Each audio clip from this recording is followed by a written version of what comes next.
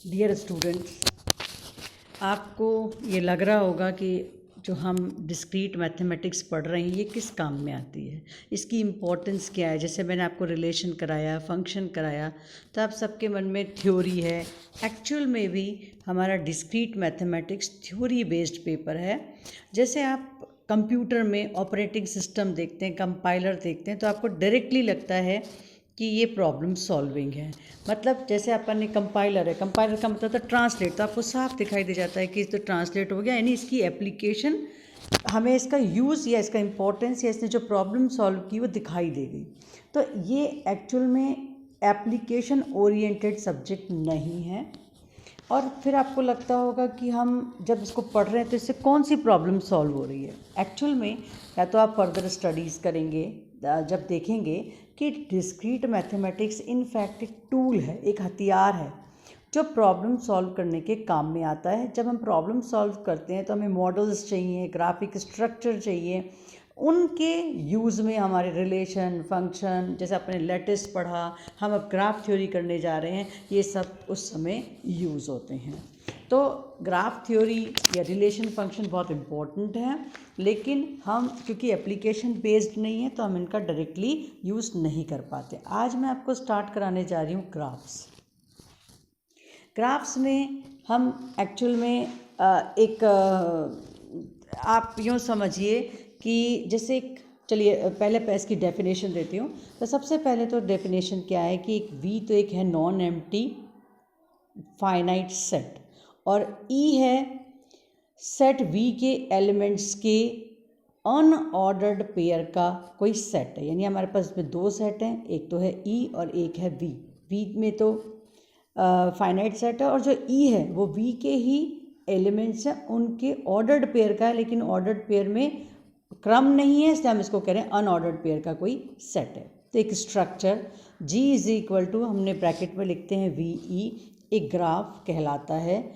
यदि set V के हम इस स्ट्रक्चर को ग्राफ कहते हैं, और V के एलिमेंट्स को ग्राफ G के वर्टेक्स कहते हैं, और सेट E के अनऑर्डर्ड पेयर के सेट को हम एजेस कहते हैं। अब देखिए ग्राफ की डेफिनेशन से क्लियर है कि वर्टिसेस के सेट V का नॉन एम्प्टी सेट होना बहुत ही ज़्यादा आवश्यक है, क्योंकि V के सेट यदि V जो है यदि एम्प्टी हो जाएगा तो हम ग्राफ की कल्पना ही नहीं कर सकते, हम इज्यूम ही नहीं कर सकते कि ग्राफ हो जाएगा और एक आधारहीन बेसलेस हो जाएगी। हाँ, ये हो सकता है कि एजेस ना हो, केवल वर्टेक्स। कहने का मतलब सेट V नॉन एम्प्टी होना बहुत ज़रूरी है। हो सकता है कि E आपका जो सेट है वो एम्प्टी हो सकता है। मैंने एक जो फिगर दी है यहाँ पे, जिसे मैंने चित्र 1 लिखा है। अब इसमें आप देखिए कि मैंने चित्र 1 में ये जो हमने दिया ये एक ग्राफ है। यहाँ पर क्या है, G is equal to V, हमारे पास V के कुछ एलिमेंट्स हैं, और E मैंने जैसे पहले बताया था, तो V और E दोनों हैं। और यहाँ V क्या है, V1, V2, V3, V4, V5 और V6 हैं। और E में क्या क्या है, E1, E2, E3, E4, E5, E6, E7, E8 और E9 एजेस का सेट है। तो V तो है वर्टेक्स का सेट और E है एजेस का सेट। जहाँ हमारा E क्या है, अब देखिए जो E1 है वो किस किस के बीच में, V1 और V2। तो मैंने क्या लिखा, V1 V2, मैंने आप देख रहे होंगे कि मैंने इसको कर्ली ब्रैकेट से लिखा है, मतलब पहले V1 आएगा या पहले V2 आएगा, हमने ऐसा कुछ नहीं लिखा है। तो E1 is equal to curly bracket यानी unordered pair V1 V2। Similarly मैंने E2 लिखा है V1 V4, क्योंकि E2 जो है वो V1 और V4 के बीच में है, एंड सो। यदि किसी ग्राफ G V में कोई एज E सेट V की वर्टिसेस G और V के अनऑर्डर्ड पेयर द्वारा डिनोट होती है। जैसे मैंने यहाँ लिखा E1 is equal to unordered pair of V1 V2। तो हम यहाँ कह रहे हैं यदि कोई एज E U और V के अनऑर्डर्ड पेयर द्वारा डिनोट की जाती है, तो हम कहते हैं कि एज E वर्टिसेस U और V पर इंसिडेंट है, यानी आपतित है। या हम ये भी कह सकते हैं कि वर्टिसेस U और V एज E पर इंसिडेंट है। हम ये भी कहते हैं कि वर्टिसेस U और V परस्पर एडजेसेंट हैं, और ऐसी स्थिति में हम U तथा V एज E के जो u और v हैं वो एज e के एंड वर्टेक्स कहलाते हैं। हम ये कहना चाह रहे हैं कि यदि e हमको u और v के बीच, हम ये कहेंगे कि u और v एडजेसेंट वर्टिसेस हैं और उनके बीच हमारी जो e है वो एज है। यदि किसी एज की दोनों एंड वर्टेक्स एक ही वर्टेक्स हों तो हम ऐसी स्थिति में एज को इस वर्टेक्स पर एक लूप कहलाती है। हम जैसे v1 से स्टार्ट हुई और वापस से v1 पे ही हमारी एज आ गई तो हम उसे कहेंगे लूप। और ये भी संभव है कि ग्राफ में किन्हीं दो वर्टेक्सेस के बीच में एक से अधिक एजेस हो। मान लीजिए हमारे पास दो वर्टेक्स हैं और उनके बीच में एक ही एज नहीं है बल्कि एक से ज़्यादा एजेस हैं, तो ऐसी कंडीशन में हम एजेस को कहते हैं पैरेलल एजेस, और हम इसे मल्टी एजेस भी कहते हैं। तो अब आप जैसे आपने पिछला जो आपने ये ग्राफ देखा था, इसमें देखिए यहाँ पे क्या है, वर्टिसेस v1 और v2 एज e1 की एंड वर्टिसेस है, दिखाई दे रहा है v1 और v2 e1 की एंड वर्टिसेस है, और v1 v2 एडजेसेंट है। Edges e3 e4 respectively vertices v1 v2 पर लूप है, क्योंकि जो हमारा e3 है वो v1 से स्टार्ट हुआ और वापस से v1 पे ही, तो क्या हो जाएगा e3 लूप हो गया। सिमिलरली e4 क्या v2 से स्टार्ट होकर के v2 पे ही आ गई, तो इसलिए दोनों क्योंकि एंड वर्टिसेस सेम है इसलिए हम इनको पैरेलल लूप कहते हैं।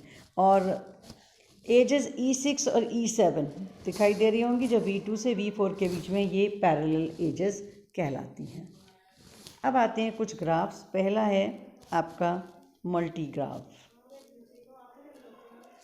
मल्टी ग्राफ क्या होते हैं कि यदि किसी ग्राफ GVE में G इक्वल टू V में पैरेलल एजेस एग्जिस्ट करती हैं तो वो ग्राफ क्या कहलाता है, मल्टी ग्राफ। जैसा कि अपन ने अभी जो पिक्चर मैंने चित्र 1 लिखा था वो एक मल्टी ग्राफ है। फिर आता है फाइनाइट और इनफाइनाइट ग्राफ, परिमित और अपरिमित ग्राफ। यदि graph G equal to VE में वर्टिसेस और एजेस के सेट V और E फाइनाइट हो तो G फाइनाइट ग्राफ कहलाएगा, अदरवाइज इनफाइनाइट ग्राफ कहलाएगा। Finite graph G equal to V में वर्टिसेस की संख्या को हम मॉडुलस ऑफ V से, और ग्राफ G में जो हमारी ऑर्डर ऑफ G है और एजेस की संख्या को हम मॉडुलस ऑफ E से डिनोट करते हैं।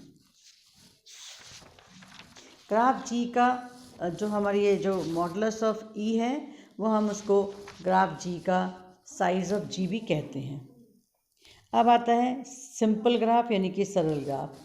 ये है कि पैरेलल एजेस और जो लूप्स हैं उनसे फ्री जो ग्राफ है वो सरल ग्राफ कहलाते हैं। यानी कि हम कहना चाहते हैं ना तो ग्राफ में पैरेलल एजेस होनी चाहिए ना ही लूप्स होने चाहिए, तो ऐसा ग्राफ हमारा जो है वो सरल ग्राफ कहलाता है। नेक्स्ट है आपका नल ग्राफ। नल ग्राफ क्या है, रिक्त ग्राफ। रिक्त ग्राफ में क्या होता है, यदि G equal to V null graph कहलाता है यदि एजेस जो का सेट है E वो एम्प्टी होना चाहिए, इसमें कोई भी एलिमेंट नहीं होना चाहिए। तो यदि कहने का मतलब यदि ग्राफ में कोई भी एज नहीं है तो वो हमारा ग्राफ नल ग्राफ कहलाता है। तो जैसा कि मैंने एक चित्र बनाया है यहाँ पर 3, और उसमें हमने V1 V2 V3 V4 V5 लिया, कोई एजेस नहीं है। और मैंने सरल ग्राफ के लिए चित्र 2 बनाया था जिसमें आपने देखा होगा ना तो लूप है ना ही कोई पैरेलल एजेस हैं। एक चीज़ और मैं बीच में बताना चाह रही हूँ इस चित्र 2 में, जहाँ आपको दिखाई दे रहा है कि V3 V4 V2 के बीच में एक एज और V1 V4 के बीच में एक एज है और ये एज कट रही है, लेकिन इस जहाँ कट रही है हम उसको बिल्कुल भी वर्टेक्स नहीं मानते हैं। यानी एजेस कटें वहाँ पे वर्टेक्स नहीं होगा, वर्टेक्स तो आपका जो दिया हुआ होगा वही हम लेंगे। अब है आपके ग्राफ में किसी वर्टेक्स की डिग्री या कोटि। अब देखिए क्या होता है, यदि अपने पास graph G equal to V में किसी वर्टेक्स V इस एलिमेंट ऑफ V पर जितनी भी इंसिडेंट एजेस हैं तो number of edges incident upon V, आपतित कोरों की संख्या उस वर्टेक्स की डिग्री कहलाती है। क्योंकि मैंने यहाँ V लिया है तो ये क्या कहलाएगा, V की डिग्री कहलाती है। और इसे हम कैसे डिनोट करते हैं, DEG और ब्रैकेट में लिख देते हैं V। इसे हम डिग्री V से डिनोट बोलते हैं, डिग्री V की डिग्री, और इसे DEG ब्रैकेट में V द्वारा डिनोट करते हैं। और यदि किसी वर्टेक्स V पर कोई एज E लूप के रूप में है तो वर्टेक्स V की डिग्री काउंट करते समय E की 2 बार E की जो डिग्री है उसको 2 बार काउंट किया जाता है। यानी किसी वर्टेक्स वी पर यदि कोई लूप है तो इस लूप के द्वारा वर्टेक्स वी की डिग्री में 2 का कंट्रीब्यूशन रहता है। तो यदि कहीं पर भी डिग्री में आपके पास में एक लूप आ गया तो जितनी उसके ऊपर इंसिडेंट एजेस हैं वो तो काउंट होंगी और लूप जो है वो उसकी डिग्री उसको काउंट करते समय हम एजेस की संख्या 2 मानेंगे। नेक्स्ट है आपका आइसोलेटेड वर्टेक्स। तो graph G is equal to V में कोई वर्टेक्स V आइसोलेटेड वर्टेक्स या वियुक्त शीर्ष कहलाता है यदि इसकी डिग्री जो है उस वर्टेक्स की डिग्री 0 यानी उस पर कोई भी एज इंसिडेंट नहीं हो तो वो शीर्ष जो है वो वियुक्त शीर्ष कहलाता है।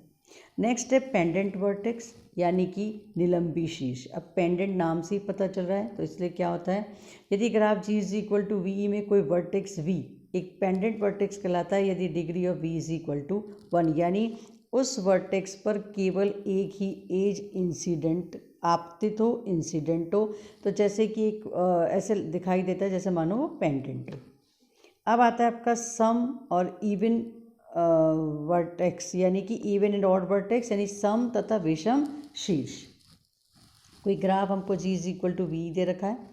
सपोज इसमें कोई vertex V is element of V even vertex कहलाएगा यदि इस डिग्री ऑफ V एक इवन नंबर हो इवन इंटीजर हो यानी जो V है उस पर इंसिडेंट होने वाले एजेस की संख्या एक इवन इंटीजर हो। इसी प्रकार यदि V is element of V एक ऑड वर्टेक्स कहलाता है यदि डिग्री ऑफ V एक ऑड इंटीजर हो विषम पूर्णांक हो यानी कि कहने का मतलब कि यदि V पर आपतित कोरों की संख्या एक जो है एक ऑड इंटीजर हो। अब हम फिगर फर्स्ट पे आते हैं फिर से और इस फिगर फर्स्ट में हमें दिखाई दे रहा है कि जो हमारा वर्टेक्स V6 है वो आइसोलेटेड वर्टेक्स है यानी कि वियुक्त शीर्ष है। वर्टेक्स V5 एक पेंडेंट वर्टेक्स है क्योंकि इसके ऊपर जो एक ही एज आपतित है दैट इज E9 और वर्टेक्स V1, V2, V3 और V6 इवन वर्टेक्स हैं सम शीर्ष हैं और वर्टेक्स V4 और V5 ऑड वर्टेक्स यानी कि विषम शीर्ष है। यहाँ देखिए degree of E1 is 4 V1 की डिग्री क्योंकि E1 है E2 है और E3 2 बार आ रहा है तो डिग्री ऑफ E1 इज़ 4।